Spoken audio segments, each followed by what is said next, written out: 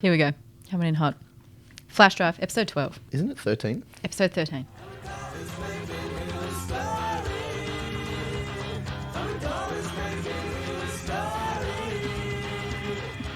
Bit of a pump up.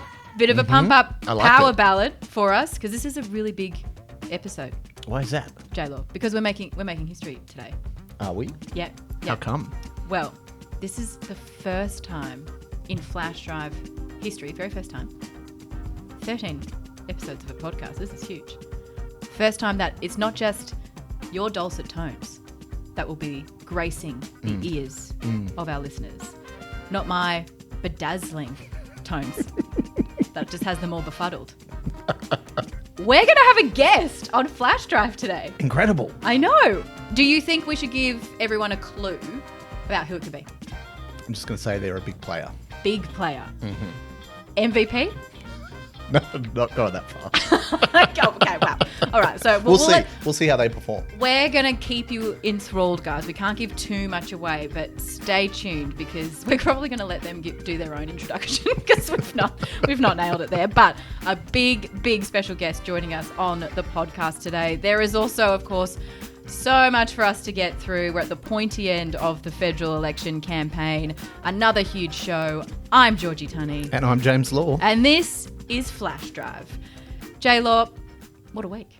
It's getting to the pointy end. Pointy end, days out from the federal election day.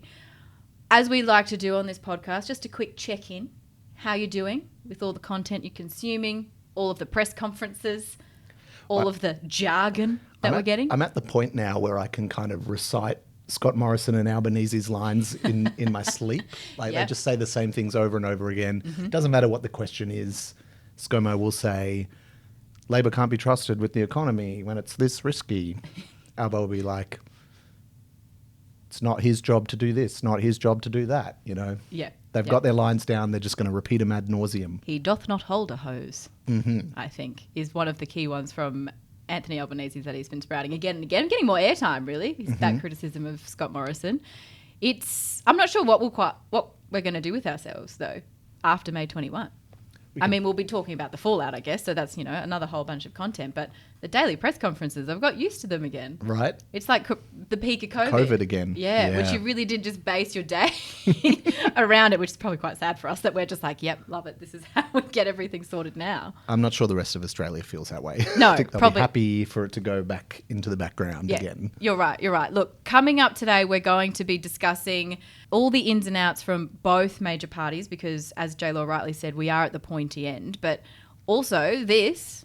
We have been running a campaign every day of this campaign about cost of living. And one of the themes of our campaign, including at the campaign launch, was no one left behind. They're on $20.33 an hour. $20.33 an hour. The cost of everything that they buy is going up, but their wages aren't. Anthony Albanese is a loose unit on the economy. We saw that right at the start of the campaign. He didn't know what unemployment was. He didn't know what the cash rate was. He says his policies are costed, but they're not costed. Ill thought through, not understanding the potential consequences of what he was saying. I mean, in what he said yesterday, it's like throwing fuel on the fire of rising interest rates and rising costs of living. Loose unit or blue collar hero. How has Anthony Albanese's push to raise the minimum wage been received? And how's it actually affected Labor's campaign? We're going to dive into that. Plus, can you recognise this voice? I think the players would benefit from a more collaborative approach. Okay, have a think on that one, J-Law. Have a think on who that voice is. What about this one? Can you name this voice? My head and my heart are no longer here. They are at home. And a new era should have new leadership. J-Lo, who are they? Ooh, I don't know the first one. You don't know the first one? The first one's got to be a sports figure. Okay. But I'm at a loss as to who that is. That voice was not very distinctive. The second one I know. Who's the second one? The second one is the outgoing Northern Territory Chief Minister, Michael Gunner. Yes, Ding, ding, it ding. is. Ding, ding, ding. Yeah. Okay, this was an interesting pop quiz, actually, because the reason that I've got those two voices is because, J-Law, you knowing the second puts you in the minority of Australians, because the first was the Australian cricket captain in Pat Cummins. Whoops.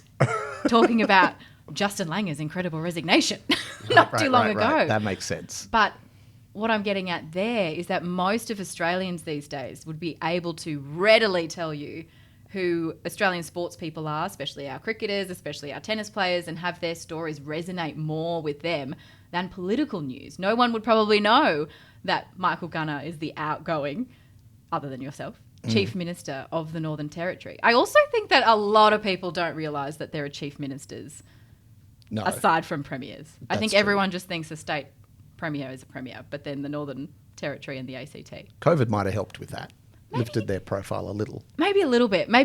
But this is all in line with new research from the Flash report, which is taking a look at voters' interests, especially, in line with this federal election campaign, and just how both parties may be targeting or failing in targeting them and getting their messages across, because so many people, it seems, so many Aussies put pop culture ahead of political news.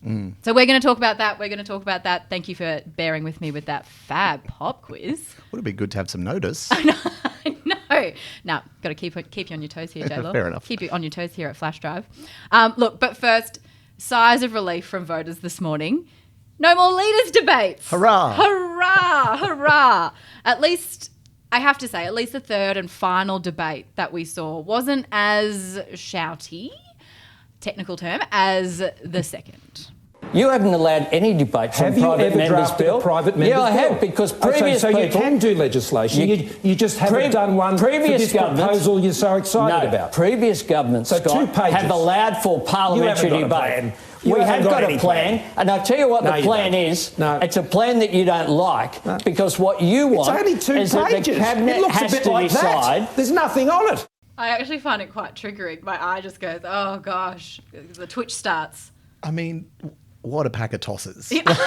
Honestly, when I watched that on Sunday night, so that was the Channel 9 debate on Sunday night, I especially when they were yelling over the moderator, Sarah Arbo, I was like recoiling from my TV because it was so on the nose. Yeah. And just needlessly aggressive. I don't think either of them benefit from that kind of carry on. You're not in Parliament, just relax. Yeah, and that's the thing. And I think that the reactions from both parties after that debate was really interesting, because everyone, the leaders were quick to not really want to talk about it anymore, whereas the first debate, they were very much like, oh yeah, well, these are the key platforms and et cetera, et cetera.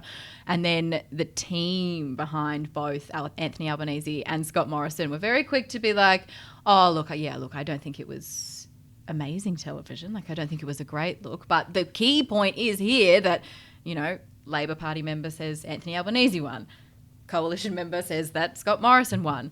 The truth with the second debate was that it finished in a draw. Last night, with the third and final debate, there was probably the most clear result out of the three. 1,100 undecided voters decided that they were going to be voting for 1,100 undecided voters, 50% of them decided that come May 21, they would be voting for Anthony Albanese. 34% with the Prime Minister and 16% still undecided. Can we take much away from that?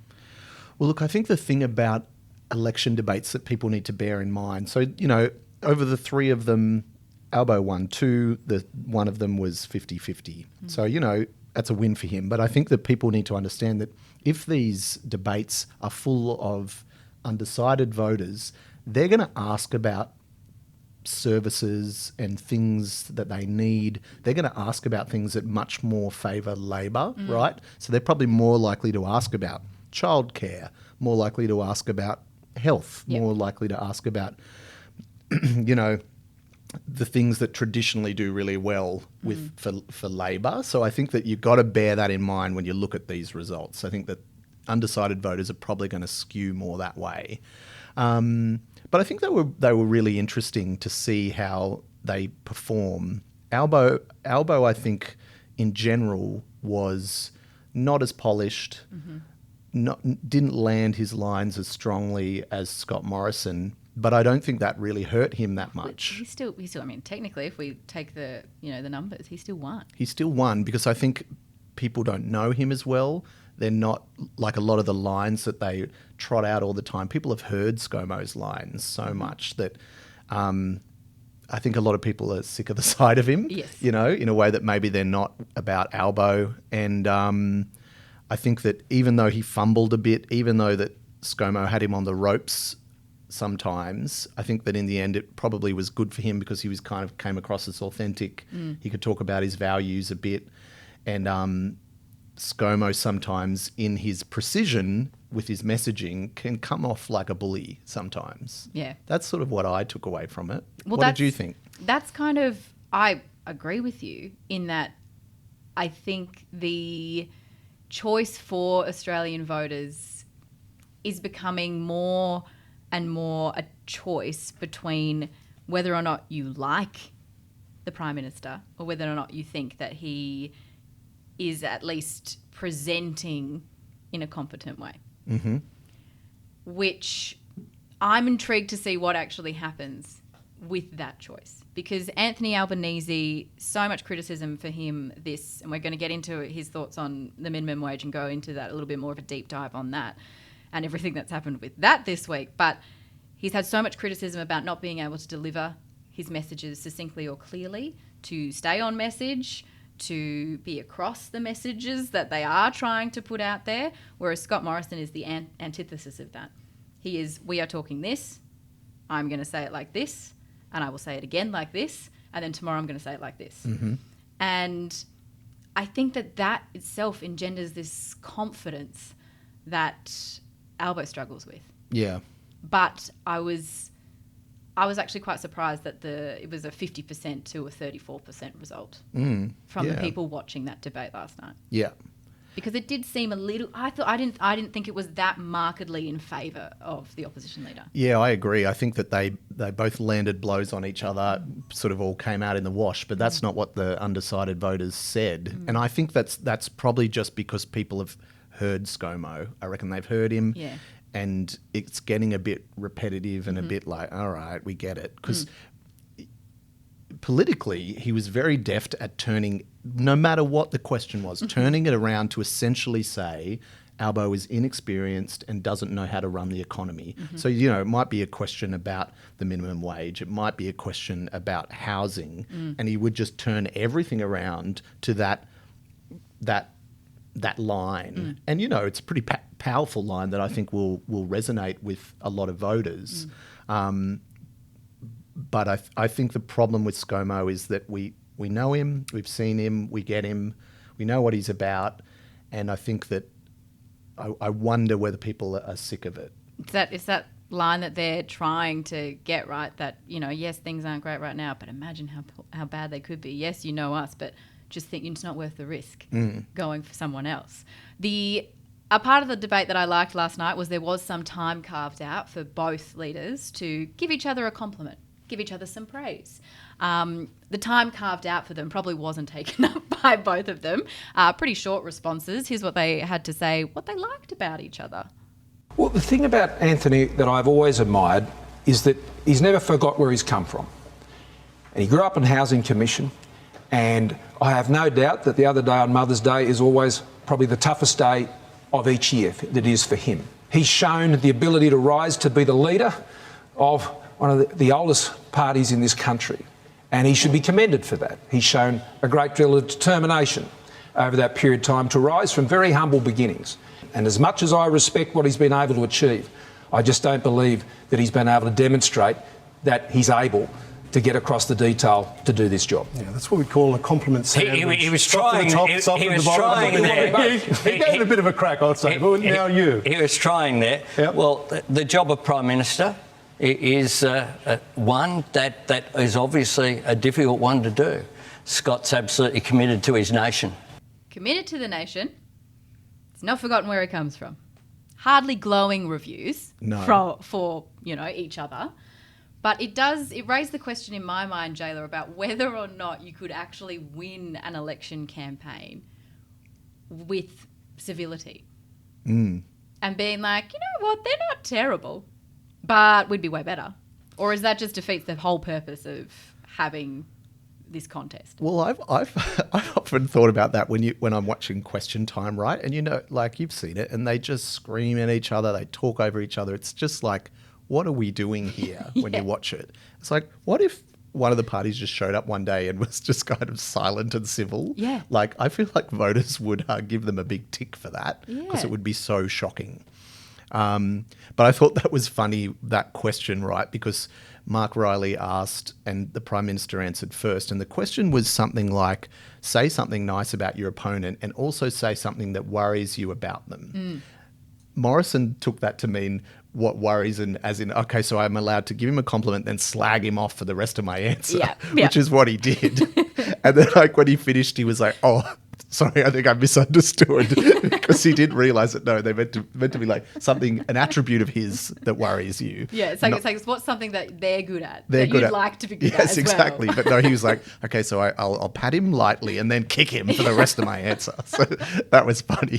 And then Albo was like, no, and then just gave a lukewarm praise for his 30 seconds.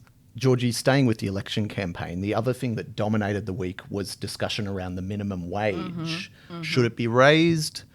If you raise it, will that ruin the economy? Yeah. Can the government even influence those kind of things? This has dominated the week. So it all stemmed from Albo. He was on Radio National earlier in the week, and he was asked, should the minimum wage rise at the same level as inflation? Should it go up 5.1%? And Albo said, without blinking, absolutely. Yeah. And that's been the thing that has just rippled through the rest of the week. So, this is what Labor had to say on the issue. We have been running a campaign every day of this campaign about cost of living. And one of the themes of our campaign, including at the campaign launch, was no one left behind. They're on $20.33 an hour. $20.33 an hour. The cost of everything that they buy is going up, but their wages aren't. No one left behind. So, raise the minimum wage rate. That sounds good, right? Yes. Cue outrage from ScoMo. Anthony Albanese is a loose unit on the economy. We saw that right at the start of the campaign. He didn't know what unemployment was. He didn't know what the cash rate was. He says his policies are costed, but they're not costed. Ill thought through, not understanding the potential consequences of what he was saying. I mean, in what he said yesterday, it's like throwing fuel on the fire of rising interest rates and rising costs of living. So, what the Prime Minister's trying to say here is that you can't just put up the minimum wage when it's a high inflation environment. That'll only make things worse. The money that people get in their pocket will just get eaten up in another way. Who's right? I have found this fascinating this week because I've found both reactions by the parties fascinating, because I don't think this was intentional policy from the Labor Party. I think it was another accidental policy that they've probably handled better. A gaffe that wasn't as bad as Albanese's other gaffes that they could then be like, no, as you just heard from Albo himself, this was our plan. We've had this the entire time. But the issue here is it sounds good. Like, raise the minimum wage so it keeps up with inflation. Yes. I think that is speaking to the voters. I think that does make sense. Where Albanese's gone off script here is that use of absolutely, because then that's putting a number on just how much he thinks the minimum wage should rise, which is 5.1%, which I think there's been a lot of opportunity for him to, hold up a dollar coin or something and to be like, we're just asking for $1 more for workers an hour, which I think visually that affects a viewer, that stays with a viewer. So I think it's becoming more of a success story for the Labor Party, because Scott Morrison's line about how, we want to increase wages when inflation's going up so that you can help yourself out when it comes to discretionary funds, et cetera, et cetera. You're not going to put yourself in too big of a hole when it comes to the cost of living. But that takes away the point of inflation, right? Because that my understanding, again, not amazing with money, but you put in higher inflation so that you drive down demand because everything gets too expensive, so that then you kind of fix this overheated economy that we're finding ourselves in coming out of the pandemic. Mm-hmm. But what I think that Scott Morrison is saying, on one hand, he's like, well, Anthony Albanese and the Labor Party are just saying they're giving too many promises. They're saying they can do everything. They're saying they can fix that, fix wages growth, da-da-da-da. No one can do that. He doesn't have a magic pen. Mm-hmm. He doesn't have a magic wand. You're not living in Hogwarts. This is not a thing that can be done. But then by the same token, he goes around and says, well, 5.1%, that's ridiculous, that idea of raising the minimum wage. That will cause havoc. Yeah, and, this is the government that is just handing out money left, right and centre, Yes. remember, in this budget, because they know that people are struggling, right? So they're giving one-off cash handouts. They're bringing down the petrol excise so that petrol's cheaper. These measures are also hugely inflationary. Mm-hmm. You give money back to people. Yeah. That's going to affect inflation more than giving, people who are on the lowest amount a little bit more. Yeah. It's not like they're going to be rich all of a sudden. No. So there is inconsistency in his arguments, I think. But I do think that this whole conversation may never have happened, because essentially it's policy built on a really expertly, intricately asked question. Exact question. Yeah. Do you support a 5.1% increase to the minimum wage in line with inflation? Absolutely. Then I don't think that was what Labor was going for, but now they've rallied behind it. What I think happens with Anthony Albanese when he's in those press conferences and he's got the press pack there and they're paying for blood and they're, constantly attacking him with question after question after question after question, I think he's a nice guy. Mm-hmm. And I think that hurts him because he's listening to the questions. Whereas Scott Morrison, he'd just barrel on through. He wouldn't really give them any time of day. He just goes on. He's an incredibly strong performer when it comes to those situations.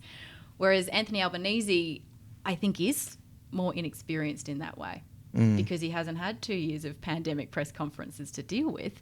So when journalists are interrupting him, trying to get him to answer the question, he's giving them more time maybe than he should. And then that comes across as dithering, and then he can lose track of what he's saying, go off message, and commit to things that maybe weren't necessarily what they were wanting to do. Why I'm coming to this is I think that this particular moment a couple of days ago in the campaign sums that up, because he said, absolutely, I'd support a 5.1%. But they're now, the Labor Party aren't taking a formal submission to the Fair Work Commission. To put a figure on it, right? To put a figure on it. They're saying, yeah, we'd support them raising the minimum wage. Yeah. But everyone's like, yeah, but Anthony Albanese said it was going to be a 5.1%, so you're going to go with that? And they're like, well, we support it right. It's not up to us. Not up to us. This was the Labor leader. You still have time to put in a submission. You said yesterday Labor would be doing that. Well, I think Fair Work Commission are probably clear about what our view is on those issues. Will you put forward explicitly 5.1 in Labor's proposal? Well, if I was doing that, then that would be an announcement. But I think it's very clear. It's TBC? It's very clear what our view is. And I think the Fair Work Commission have probably heard that. You said yesterday 5.1%, No, absolutely. Yeah. That was your word. Yes, and I stand by that. Are you confused, Joe? I'm a bit confused. I don't think it's clear. Yeah, I love when they say our position is clear. It's like, no, I have 5 questions to be clear. Yeah. I'm going to need some follow-ups. But your point is that like he's endeavouring to answer the question, right? Yes, And that's his downfall. Which is really tough if you're going to be Prime Minister. You've got to answer so many questions. So many questions. And I just think it was another, I'm calling it a quasi-gaffe maybe, because how Labor's handled it and their response in making it a battle cry almost for voters to encourage them to see, $1 extra, the minimum wage, $20.33, getting that to $21. It's nothing in the great scheme of things. It's a good thing. And I think that's working. And I'm not sure about you, J-Law, but I think that this is the first time in the campaign that I have maybe seen more of a swing discourse and maybe perception-wise towards Labor winning it. Look, ultimately, Georgie, I think this week we've learnt, despite all the endless chatter about it, ultimately, neither whoever gets into government can't really do a lot about this because it's up to an independent arbiter to set this. So it's a lot of hot air over nothing. Are you sure we're done talking about wages?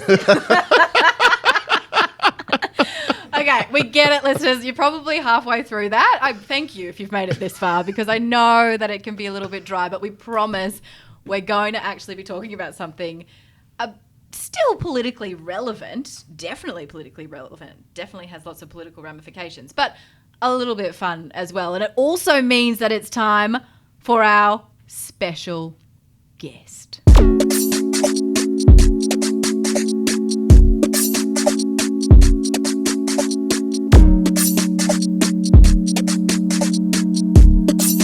Yes, drum roll, please. J-Lo, just you. Do the drum roll. There we go. Da-da-da-da-da-da. It's the one. It's the only Executive Director of Flash News, Kate Brito. I feel like this must be like the biggest disappointment for your listeners. What an oversell. It's reminding people of those Christmases when they thought that they were getting a bike, but then it just wound up a scarf and some undies under the Christmas tree. No, I don't think that's true at all, Bossy. But I am going to... one, I should probably clarify to our listeners. We call Kate Bossy because she is the boss. And I'm actually quite a bossy person as well. She is. But... how would you define your role? Like J-Law and I have, we have built up your presence. We think it's worth it. Like you are worthy of that build up. MVP. Mm-hmm. Big player, I think was the other biggest player in the game. I think was the other terminology. I rejected MVP. I said not quite. Yeah. Well, what is it? What is your connection to Flash? Well, I'm your boss. That's right. So... watch your words. So watch yourself. Well, no, I'm the Executive Director of Flash, so but the buck stops with me. Mm-hmm. Making it all happen. Except if there's something that, I could hand up to my boss, then I'll do that instead. So yeah, I'm running Flash, and just loved watching you guys in the podcast studio. Now I know where you've been sneaking off to for the last 13 weeks. I'm going to say, it has been quite... We've been working. If you felt that we were, probably more on our game or maybe less on our game, listeners, this week, it's because we have had Bossy in the studio with us for the first time. I'm genuinely excited to have someone else join us as well for a chat. She's sick of me. Yeah, you guys need some guests. Yeah. I'm really glad to be kicking off your guests because I think it's time. Well, you are here for a reason, Bossy, not just because we want you to have you on every single week, which could be a discussion. Enough chit-chat. Let's get to the segue. Let's get to business. Is that because this is in line with the new research from the Flash report, which is really, I think, shone a light on a big dilemma that the major political parties have in Australia going forward. Not just now, I think it's been heightened now, but for future generations too. And that is lots of Aussies just don't care. Well, I think lots of Aussies don't understand is one of the things that the research showed. So this is research that we did with a media firm, but also through YouGov. And they found that just 11% of Australians felt they were confident that they understood the policies of the major parties. Mm. And I've got to say, 9 days out from an election, that's pretty scary. Mm. And I think it goes to the heart of the last leadership debate, maybe not the one last night, but the one, on the weekend where they were just talking over each other. And at the end of it, did anyone really have any idea what they stood for? Yeah. Not really. It just was a complete mashup. So I think that that's a problem. The other issue is that Australians have a much clearer understanding of pop culture than they do about politics. So while, the government's talking about, their keen, economic, platform and the things they've done over the last 3 years, mostly people remember that Novak Djokovic got deported for not being vaccinated, that Ash Barty retired, that Will Smith walked up on stage and slapped Chris Rock.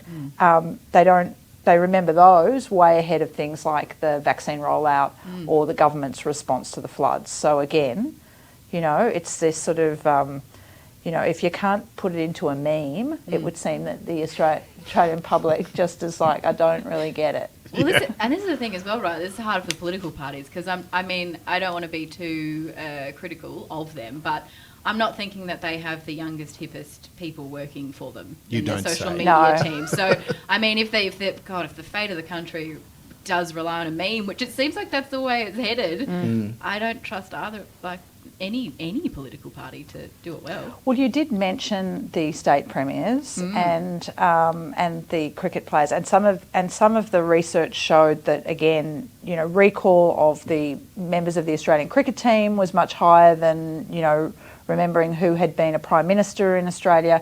Certainly, millennials can name more Wiggles than they can state premiers. Oh God. Georgie, go state premiers. State premiers. Oh my God! Literally, the first thing that came into my head was Peter Gutwin and also Michael Gunner. Both gone. Both gone. Okay, not them. Well, that's okay. He was there. He was there up until yesterday, right? So it's there for a long time. There for a long time. Dan Andrews.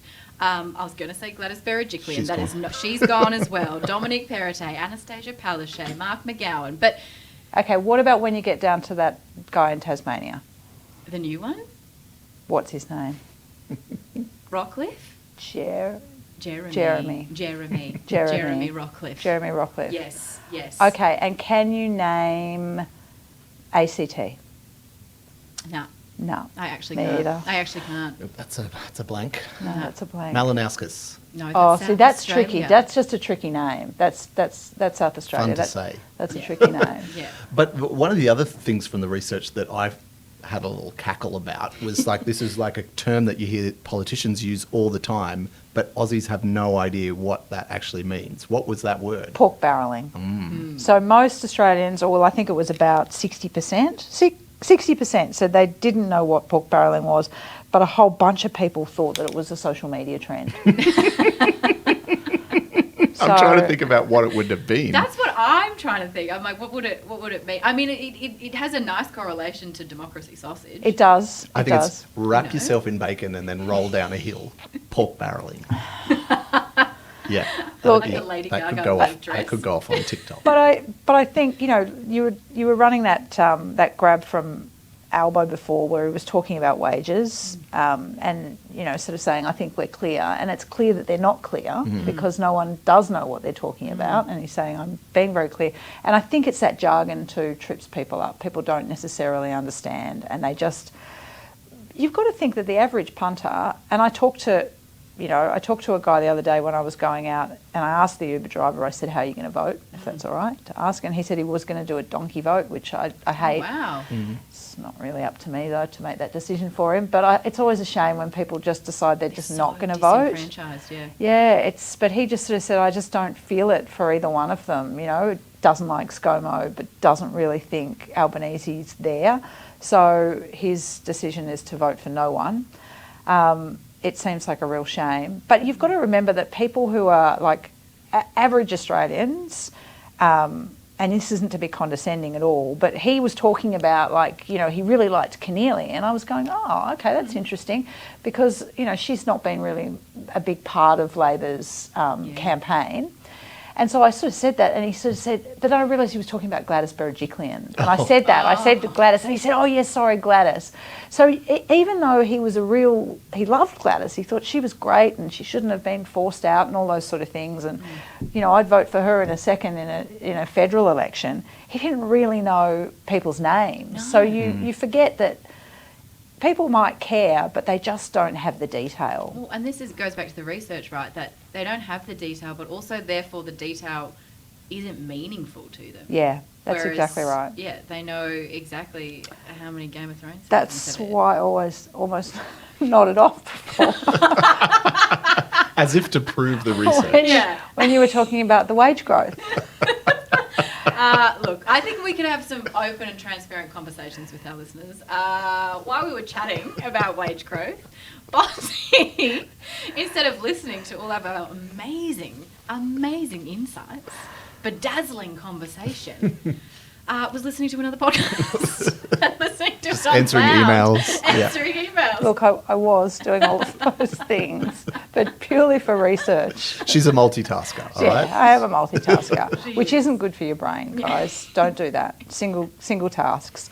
Look, the other thing I thought I'd mention about the flash report that's interesting is how important image is, and I think we probably know that. You know, it's the reason. Am I allowed to? Is it terribly sexist for me to talk about Albo's kind of image No, I don't makeover? think so at all, because Well, sexist in this sense, you shouldn't really pick apart anyone's looks, but he's clearly had a bit of an update. I think there's been an update on the teeth. I don't know if it's just a whitening or what it is. Do you know what it is? Is it a cap situation? He's got capping? new glasses. He's got some new glasses. Slim down. He's definitely had some eyebrow treatment, which is, you know, taking a leaf out of John Howard's book, just getting those under control.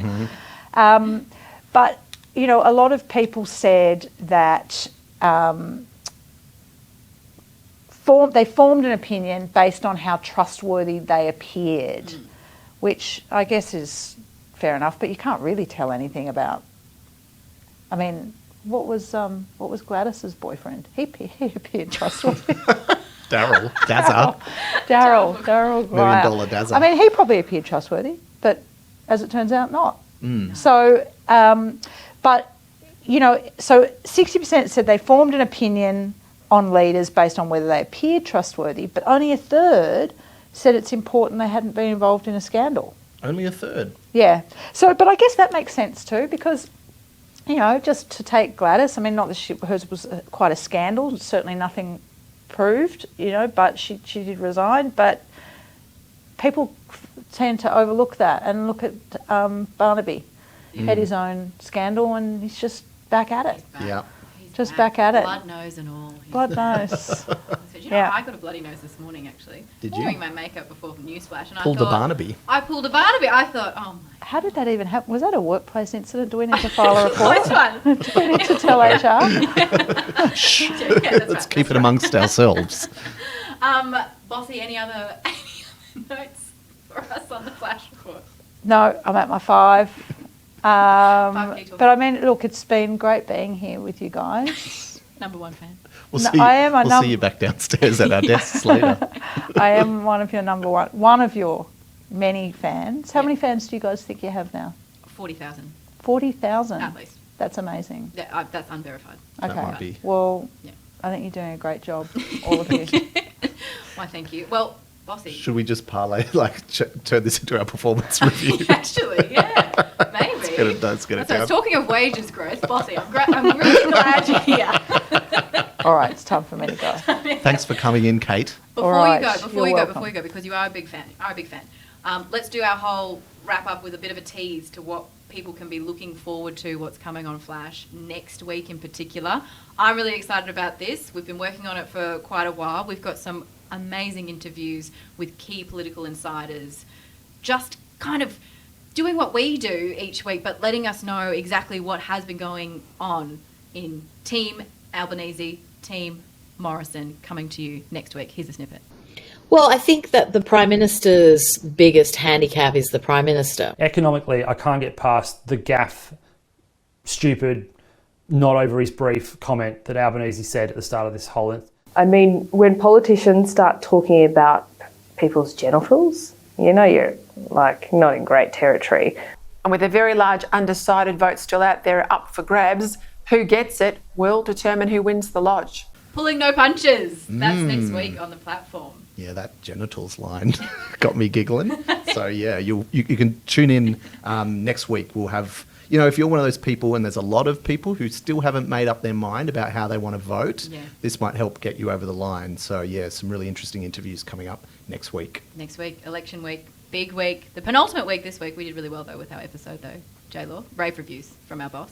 5 stars. That's amazing. 5 stars. 5 on stars. Our podcast? Or? I'm headed I'm headed actually to my podcast app to listen to the other podcast I was listening to. But while I'm there, I will make sure I rate and review this podcast. Oh, like all listeners should. Yes. All listeners should. 5-star reviews, or we don't want to know. Okay, thank you so much for listening to us once again on Flash Drive. We'll be back next week. Catch you then. Maybe perception-wise towards Labor winning it. Yeah, I think that the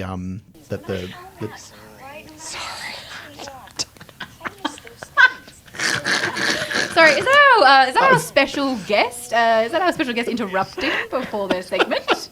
I just don't know what happened. Just playing. I'm just different podcast. It's not a different podcast. It's a different one. I didn't She said, no flash drive. I was just actually looking up someone's name on a podcast, but I accidentally played it.